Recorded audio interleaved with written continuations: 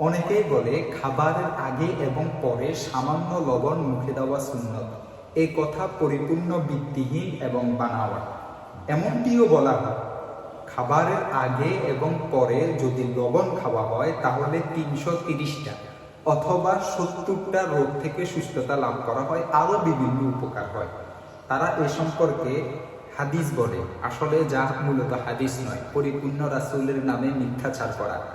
যে মান আকালাল মিলহা ক্বাবলা আকলি কুল্লি শাইইন ওয়া বা'দা আকলি কুল্লি শাইইন দাফা'াহু আল্লাহু আনহু ৩৩৩ নাওআন মিনাল বালা আহওয়ানুহা আল জুযাম।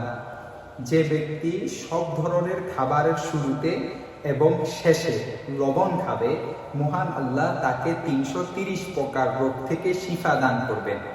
তার ছোট রোগটি হচ্ছে কুষ্ঠরোগ।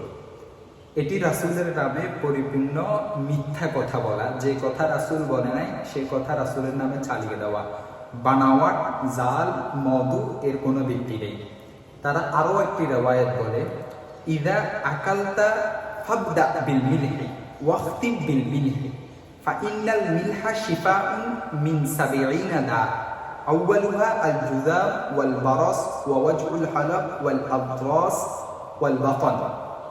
তুমি যখন খাদ্য খাবে তখন শুরুতে লবণ খাবে এবং খাওয়ার শেষে লবণ খাবে, কেননা লবণের মধ্যে ৭০ প্রকার রোগের মুক্তি রয়েছে।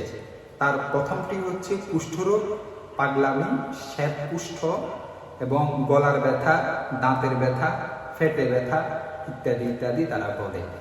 এটি আবার বুগিয়াতুল বাহিস নামে একটা কিতাব আছে, সেখানে ১ নং খণ্ড ৫২৬ নং পৃষ্ঠার মধ্যে উল্লেখ আছে।